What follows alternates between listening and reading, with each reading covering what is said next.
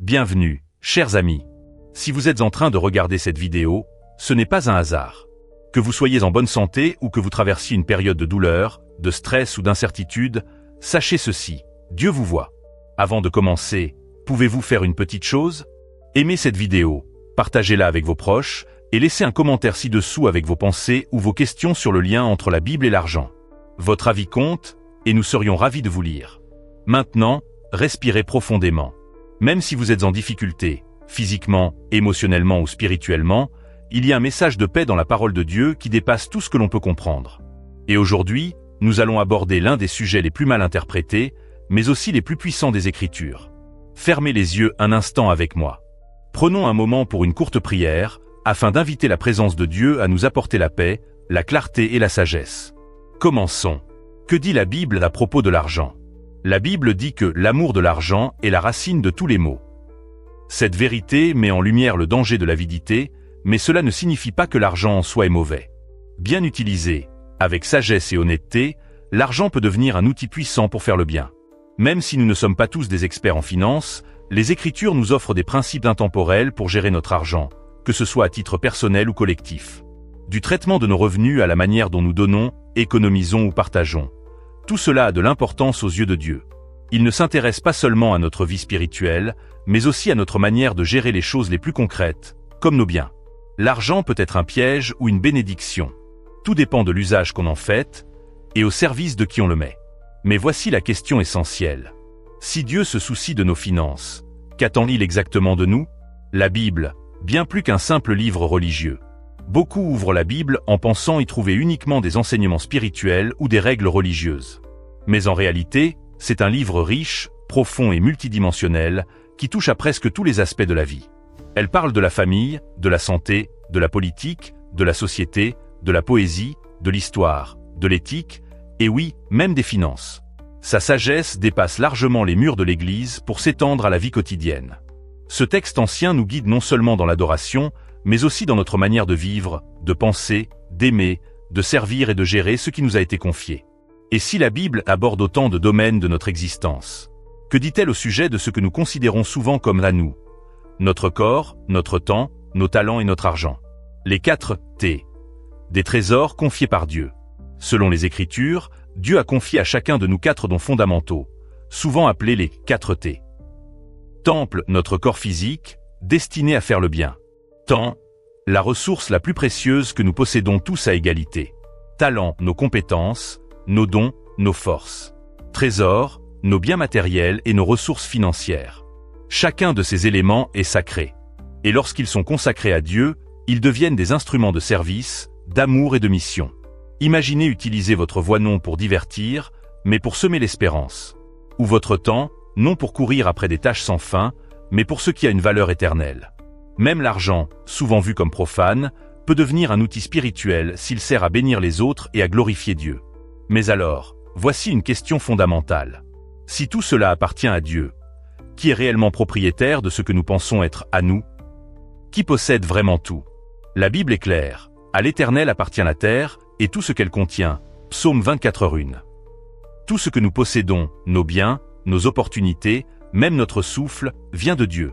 Il est tentant de croire que notre réussite vient uniquement de notre intelligence ou de nos efforts. Mais la parole nous rappelle que c'est Dieu qui nous donne le pouvoir d'acquérir des richesses. Deutéronome 8, 17, 18. Il est la véritable source de chaque bénédiction. Même lorsque nous rendons quelque chose à Dieu, nous ne faisons que lui restituer ce qui lui appartient déjà. C'est comme un enfant qui offre un cadeau à son père avec l'argent de sa propre allocation. Touchant, mais jamais indépendant. Alors, si tout ce que nous avons appartient à Dieu, comment devrions-nous gérer ce qui est entre nos mains? Surtout nos finances. La dîme, un acte sacré d'adoration. La dîme n'est pas une simple tradition ancienne. C'est un principe biblique profondément lié à l'adoration. Selon les Écritures, dîme signifie 10%. Bien avant l'apparition des pièces de monnaie, les gens honoraient Dieu en lui offrant une part de leur récolte, de leur bétail ou de leurs biens. Dans Lévitique 27, 30, il est écrit « Toute dîme appartient à l'Éternel, elle est consacrée à l'Éternel ». Il ne s'agissait pas d'un don symbolique, mais d'une déclaration.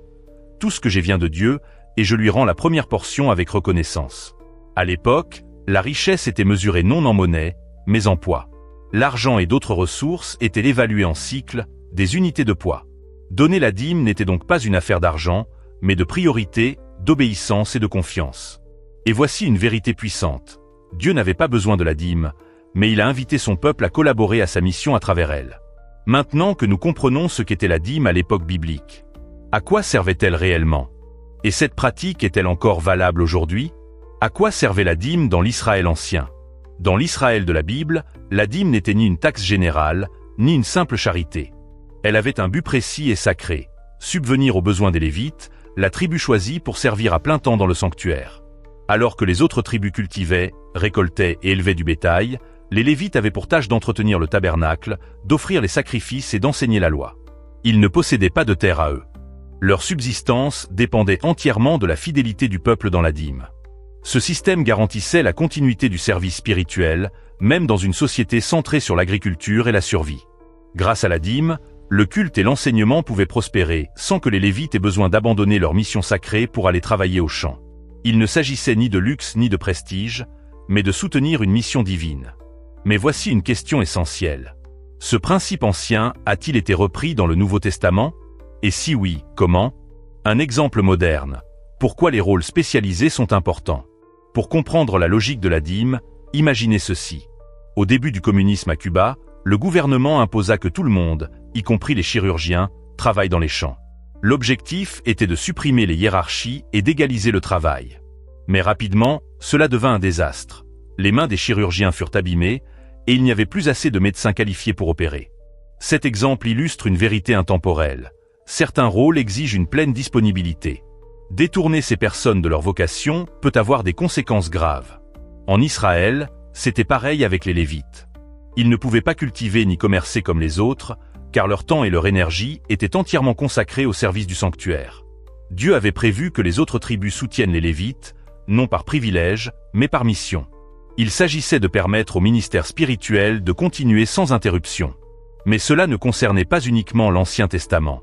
Que s'est-il passé lorsque l'Évangile a commencé à se répandre et que certains ont tout quitté pour le prêcher? La dîme dans le Nouveau Testament, une mission qui continue. Dans le Nouveau Testament, le principe de la dîme n'a pas disparu, il a évolué avec la mission. Alors que l'Évangile se répandait, des missionnaires, pasteurs et évangélistes quittaient leur emploi, leur terre et leurs sources de revenus pour se consacrer entièrement à l'annonce de la parole. L'apôtre Paul le confirme en disant « Ceux qui annoncent l'Évangile doivent vivre de l'Évangile ». Tout comme les Lévites dans l'Ancien Testament, les leaders spirituels de l'Église primitive étaient soutenus par la générosité des croyants. Leur engagement total exigeait le soutien matériel de la communauté. Mais voici ce qu'il faut retenir. Il ne s'agissait pas d'enrichir les responsables, mais de permettre à la mission de continuer. Les églises envoyaient une part de leurs revenus pour soutenir les besoins des missionnaires itinérants et des responsables locaux engagés jour et nuit auprès des fidèles. Cela n'a jamais été pensé comme un système d'abus. Mais malheureusement, des dérives ont eu lieu et continuent d'exister. Alors, que faire lorsqu'on voit de la corruption dans les milieux religieux? Faut-il arrêter de donner? Détournement de la dîme. Une raison pour cesser de donner? Soyons honnêtes. Beaucoup hésitent à donner la dîme parce qu'ils ont vu des leaders religieux en abuser. Des histoires de luxe, d'avidité et de manipulation ont semé la méfiance. Et oui, certains ont transformé un acte sacré en enrichissement personnel. Mais voici une vérité libératrice. L'abus ne détruit pas le but. Si un leader détourne ce qui appartient à Dieu, c'est lui qui devra en rendre compte, pas vous. Refuser de donner à cause de la faute d'un autre, c'est comme sauter à l'eau pour sauver quelqu'un alors qu'on ne sait pas nager. Vous coulez avec lui, alors que vous auriez pu rester fidèle et laisser Dieu faire justice. Dieu ne ferme pas les yeux sur l'injustice, mais il ne justifie pas non plus l'obéissance différée par la peur. Nous ne devons pas permettre que l'erreur d'un homme devienne notre propre chute. Mais alors, que dit la Bible au sujet de ceux qui retiennent la dîme? Est-ce simplement un oubli, ou quelque chose de bien plus sérieux? Retenir la dîme, une accusation grave. La Bible ne considère pas l'omission de la dîme comme un simple oubli. Elle parle de vol envers Dieu. Dans Malachie 3, 8, 10, Dieu s'exprime avec fermeté. Un homme peut-il voler Dieu? Pourtant, vous me volez, dans les dîmes et les offrandes. Le message est clair. Dieu appelle son peuple à revenir à lui, non seulement dans l'esprit, mais aussi par des actes concrets, notamment l'obéissance dans le don. Et en retour, il promet la bénédiction, apportez la dîme entière, et voyez si je n'ouvre pas les écluses du ciel. La dîme n'est donc pas une simple transaction. C'est un test de confiance, une preuve de relation. Elle montre si nous croyons vraiment que tout ce que nous avons vient de Dieu. Mais qu'en est-il des offrandes? Sont-elles équivalentes à la dîme? Ou ont-elles un but différent? Dîme et offrande. Quelle est la différence? La dîme est une portion fixe, 10% qui appartient à Dieu. L'offrande, quant à elle, est différente.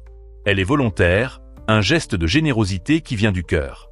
Les dîmes servent à soutenir ceux qui consacrent leur vie au ministère spirituel, garantissant la continuité de l'annonce de l'Évangile. Les offrandes, en revanche, ont des usages variés. Aider les démunis, financer des projets communautaires, construire des lieux de culte ou répondre à des besoins urgents. Les deux sont des formes d'adoration, mais avec des objectifs et des significations distincts. L'une est liée à l'obéissance et à l'alliance, l'autre à la compassion et à l'amour désintéressé. Quand nous donnons fidèlement les deux, nous ne suivons pas simplement une règle. Nous participons à un système divin fondé sur la justice, la bienveillance et l'engagement spirituel. Et maintenant, la grande question. Que promet Dieu à ceux qui donnent avec sincérité et joie? Ce que Dieu promet aux donateurs fidèles. La Bible ne se contente pas de nous enseigner à donner. Elle fait aussi des promesses à ceux qui le font. Dans Proverbes 3, 9, 10, on lit « Honore l'Éternel avec tes biens et avec les prémices de tout ton revenu. Alors tes greniers seront remplis à déborder, et tes cuves regorgeront de vin nouveau. » Il ne s'agit pas d'acheter des bénédictions. Il s'agit de confiance. Quand nous rendons à Dieu ce qui lui appartient, et que nous donnons avec générosité, il répond avec fidélité, soin et abondance. Pas toujours de manière matérielle, mais toujours de manière significative.